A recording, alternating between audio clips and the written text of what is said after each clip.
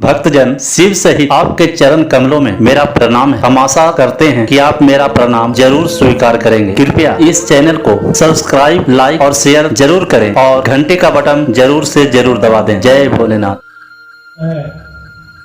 हमारे बीच में अभी मैं बहुत देर से बैठा हुआ था, गणेश भैया यहाँ उनकी शक्ल मुझे दिखाई नहीं दी है, गए क्या जी? तो उनका कोई लगाव ही नहीं था महादेव से। कभी उन्होंने महादेव को समझा ही नहीं कि महादेव क्या है।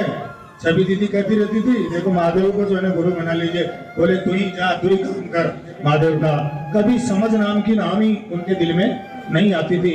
और जब महादेव ने समझ उनको दी, महादेव ने समझ उनको दी तो उनके जीवन में प्रकाश आ गया, उनके जीवन में प्रकाश आ गया।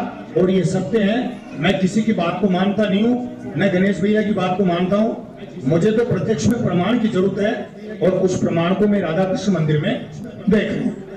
क्योंकि जब वो शुरू में यहाँ आए थे तो उनको 3 सूत्र करना समुचित नहीं आ रहा था, ये मैंने नोट किया है।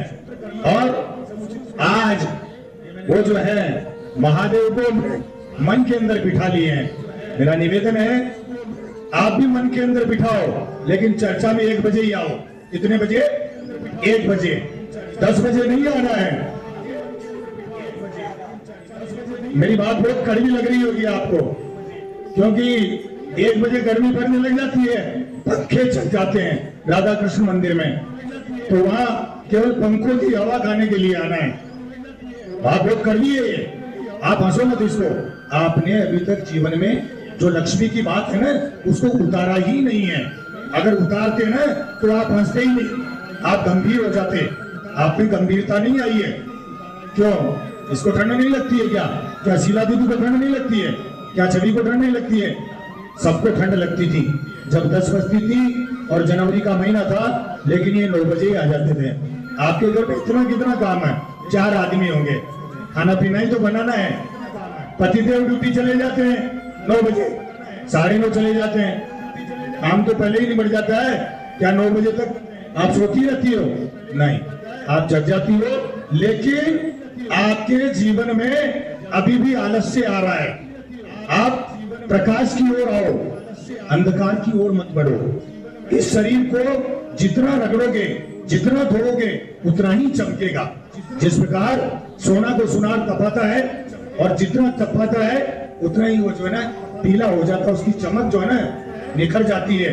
उसी प्रकार आप अगर गुरु कार्य में लगन लगाओगे और गुरु के कार्य में समय दोगे, अच्छा समय दोगे, समझाने के लिए एक दूसरे को प्रयासरत रहोगे। जैसे भी हमारी गंगा दीदी बहुत कुछ बोल रही थी, एक इनको वृद्ध आदमी मिले और पता ही नहीं चला वो कहाँ चले गए। ना जाने किस रूप में नारायण मिल जाए, ना जाने किस रूप में गुरु मिल जाए है। तो आप मन से काम करेंगे ना, मन से काम करेंगे तो आपको मिलेंगे ही मिलेंगे। कई बार भजन के माध्यम से विभिन्न प्रकार के आदमियों ने समझाने का प्रयत्न भी किया है। गुरुबंध सुशीला है, इन्होंने कई बार एक आध भजन की मुझे लाइन याद नहीं आ रही है। अगर आप मन से मानोगे, मन से पुकारोगे, मन से करोगे तो मैं आपको तार दूंगा।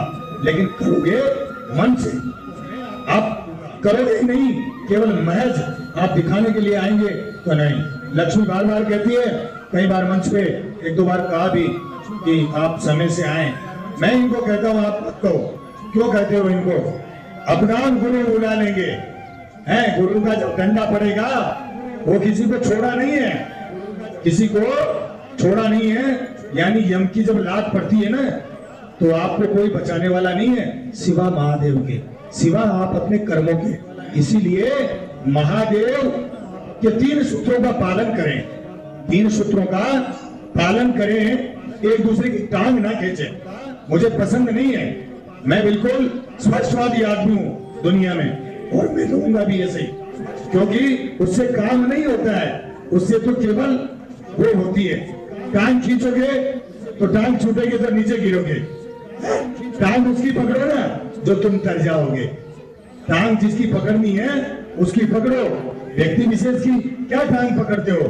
काम करो मन से, किसी एक व्यक्ति के पीछे मत चलो है।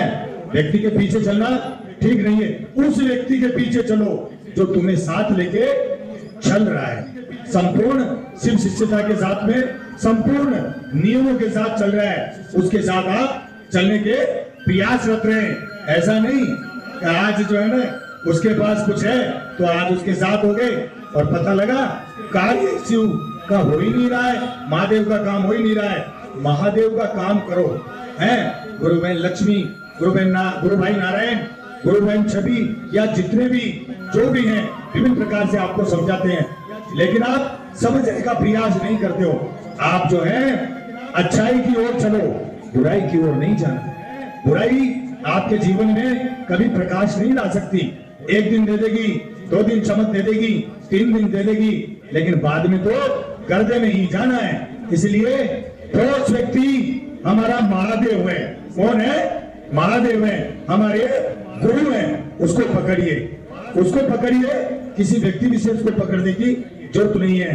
पहले में दया मांगना, हे शिव आप मेरे गुरु हैं, मुझ शिष्य पे या मुझ शिष्य पे दया करें, हैं? दया याद करें, याद करोगे तो दया आ जाएगी।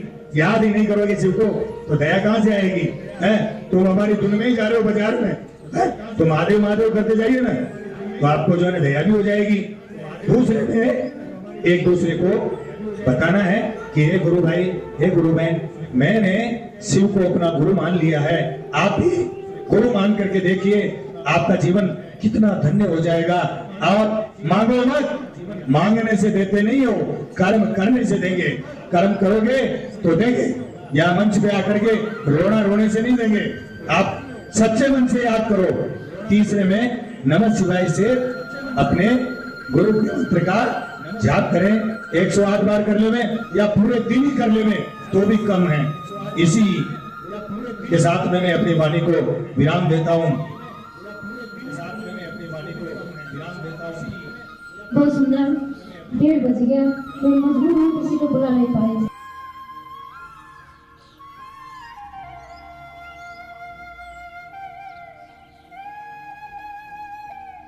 गुरु सहित साहब दीदी के चरणों में मेरा प्रणाम। उपस्थित अनुपस्थित जितने भी गुरु भाई बहन हैं सभी के चरणों में मेरा प्रणाम। आशा करता हूँ मेरा प्रणाम अपने अपने चरणों में स्वीकार करें, स्वीकार करें। बहुत खुशी की बात है, प्रत्येक सप्ताह हम लोग इस राधा किशन के प्रांगण में अपने महेश्वर शिव गुरु की चर्चा में उपस्थित होते हैं, कुछ जानने कुछ समझने का प्रयास करते हैं। और आज इतने अच्छे गुरु भाई गुरु बहन जो भी इस मंच पे आकर 3 सूत्र बता रहे हैं और भजन भी गा रहे हैं। देखिए 1 तारीख को छुट्टी था, कितना महादेव की दया है और हमारा सौभाग्य है कि गुरु भाई बहन लोग जाते हैं शिव चर्चा में, इधर उधर मौका ही नहीं मिलता है। लेकिन ये 1 तारीख को मौका मिला, मैं विद्वासन पहुंच गया। वहाँ बहुत ही तमाम गुरु भाई बहन लोग आए थे, सभी के मुखे से अच्छी अच्छी बातें सुनने का मौका मिला। तो ये सौभाग्य बहुत कम लोगों को मिलता है, जब भी मिले तो वहाँ जाने का प्रयास करें, कुछ समझने का प्रयास करें। तो वहाँ जाने के बाद जो एक संजीत भैया गुरु भाई आते थे लक्ष्मी नगर से, उन्होंने जो भजन गाया अभी तक मेरे दिमाग में घंटी की तरह गुनगुनाते रहता है। सुबह भी गाया मैंने घर पे, यहाँ भी आके मंच नीचे बैठ के नारायण भैया के साथ गाया।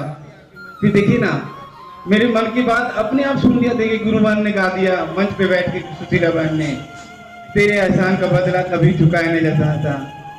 तो सचमुच वो देव, वो मानव जो इस कलयुग में अवतरित हुए और इस जनमानस को एक सुंदर संवाद दे दिए कि आइए भगवान शिव को अपना गुरु बनाएं। ऐसे तो माता पिता ने किसी ने अभी तक किसी को बनाने के लिए बताया भी नहीं। इतना सुंदर संवाद कोई दे सकता है? कोई नहीं दे सकता है। तो हम लोगों को देने वाले ये महादेव, उसको क्या कहें, परमात्मा परमेश्वर एक शिव का गण आए जो हम सबों के दिलों में एक शिव गुरु का छाप छोड़ दिए। और वो भी चाहते हैं, उनका संकल्प है कि हर एक व्यक्ति के दिलों में वो शिव गुरु बन जाए और हम उसके शिष्य भाव अर्पित करें। तो ये तीनों सूत्र एक रास्ता है, एक जरिया है। शायद हम चर्चा में भी कहते हैं हरिंद्र जरूरत नहीं है, उनके बातों पे अमल करना बहुत जरूरी है, उनके बातों को लेके चलना है। एक दिन आपको वो महेश्वर शिव, वो मंजिल आपको प्राप्त हो जाएगा। कहते हैं ना, जो गुरु के सानिध्य में रहेगा उन्हीं को ज्ञान प्राप्त होता है। जब गुरु बनाएंगे तो गुरु जीने की कला सिखलाएंगे और सभी शिष्यों का सर्वोत्तम पक्ष उजागर करते हैं गुरु। जब तक वो भाव प्रवेश अपने अंदर नहीं होगा तब तक हम गुरु को दया चर्चा नमन भी नहीं कर पाएंगे। वो भाव लाना जरूरी है, वो प्रेम लाना जरूरी है। जैसे हम घरों में अपने भाई बहन, पति पत्नी, जितने भी रिश्तेदारों से प्रेम करते हैं, वो महादेव से भी प्रेम करना पड़ेगा, उसको अपना बनाना पड़ेगा, तभी हमारा आपका मन उस दिशा में चढ़ेंगे। और ये 3 सूत्र मात्र अपना मन को समझाने के विधा है। मन उस परिधि में चला जाए कि महेश्वर शिव हमारे गुरु हो जाए। अभी कह रहे थे दीदी गांव गई थी तो फोटो जला दिया। अरे इस दिल से निकालेगा कौन? वो जो हरिंदर बैठा हुआ है कोई नहीं निकाल सकता, जिन्होंने इस दिल को समझाया। मैं तो कृतज्ञ हूँ मेरे पत्नी का, जिन्होंने मुझे उस शिव गुरु से जोड़ा। उसका एहसान भुला पाऊंगा? कभी नहीं भुला पाऊंगा। तो इसका एहसान कैसे चुका पाऊंगा? मैं चुका ही नहीं पाऊंगा। जिन्होंने मेरे दिल को समझाया और इस राह में चलाया, कभी भुला पाऊंगा? कभी नहीं। मैं तो पछताता हूँ, पहले उसको शिव चर्चा में नहीं जाने देता था। तो सुनिए, ये बात हुआ कि अब मेरा भी मन समझा, मेरे को मौका मिलता है जाने का तो मैं मना नहीं करता हूँ। कहीं से भी एक फोन आ जाए, क्या कह रही थी दीदी, चलना है तो मैं भी चलूंगा। तो ये कौन समझाया? ये हरिंदर ने समझाया, साहब दीदी ने समझाया कि उस फूल बगिया में मैं भी तो एक फूल हूँ, ताकि उस फूल में महकता रहूं, चमकता रहूं। साहब कहते हैं ना, बनो तो शिव, रहो तो शिव, जियो तो शिव। चलेंगे उसी राह पर जहां आपका बताया गया रास्ता है, उसी 3 सूत्र के माध्यम से हम चलते रहेंगे। एक न एक दिन मेरा मन समझेगा, मेरे मुखारती बिंदु से किसी और गुरु भाई, गुरु बहन समझेंगे, ताकि उसके दिलों में भी वो शिव गुरु हो जाए और वो भी अपना शिष्य भाव उनको अर्पण करे। तो ये एहसान हम कभी चुका नहीं पाएंगे वो साहब दीदी का और महेश्वर शिव का, जिन्होंने ये उनके बताए गए हुए रास्ते पे हम चले और 3 सूत्र के माध्यम से उस शिव की परिधि में जाएं। पहले में दया मांगना। दया किस तरह मांगते हैं? मन ही मन, हे शिव आप मेरे गुरु हैं, मैं आपका शिष्य हूँ, मुझ शिष्य पर दया कर दीजिए। ये दया शब्द और मेरा शब्द में बहुत दर्द होता है, प्रभाव होता है। जब अपना करेंगे ना तब वो प्रभाव आने लगेगा आपके अंदर। दया का उल्टा होता है याद करना। साहब पहले सूत्र में कहा, प्रतिपल ये दया की याचना करते रहना है कि शिष्य बन जाऊं और लगे और जगे रहूं। और दूसरे में कहा गया है, अपनी गुरु स्वरूप की बात करना। जहां भी रहिए, जिस अवस्था में रहिए, अपने महेश्वर शिव की बात करें कि मैंने शिव को गुरु बनाया है, आप भी बना लीजिए। वो गुरु बहुत दया निधान है, मुझ पे दया किए हैं, आप भी करेंगे। और ये दूसरा सूत्र है, गुरु आदेशिक कर्म है। अभी भैया बता के गए हैं, चेला वही होगा जो गुरु का आदेश का पालन करेगा। तो जब तक ये दूसरा सूत्र नहीं करिएगा, आपका मन समझेगा नहीं, और ये दूसरा सूत्र करिएगा तो आपका मन धीरे धीरे समझने लगेगा। और ये 3 सूत्र उस दूसरे सूत्र में भूला हुआ है, बंधा हुआ है। कहा गया है, आपके माध्यम से किसी का भला हो जाए तो क्या चाहते हैं? ना पैसा मांग रहे, ना कुछ कर रहे हैं, ना खान पान का बंधन लगाए हैं, ना कुछ दिए हैं। कहा है, एक दूसरे के दिलों में वो शिव का एक ज्योत जला दो, ताकि उसका भी मन उस परिधि में चला जाए, महेश्वर शिव को अपना गुरु बनाए। और तीसरे में कहा गया है, अपने शिव को प्रणाम करिए, अपने गुरु को प्रणाम करिए। प्रणाम का सहारा लेना है नमः शिवाय मंत्र से। सांस लेते हुए नमः, छोड़ते हुए शिवाय, ये पंचाक्षरी मंत्र से अपने गुरु को प्रणाम करिए। करके देखिएगा, बहुत दया, बहुत परिणाम मिलता है इस नमः शिवाय से। आपके जितने भी कष्ट है ना, सब धीरे धीरे दूर हो जाएंगे, पता भी नहीं चलेगा। मैं कहाँ था अभी और कहाँ पहुंच गया, ये मैं अनुभव करता हूँ।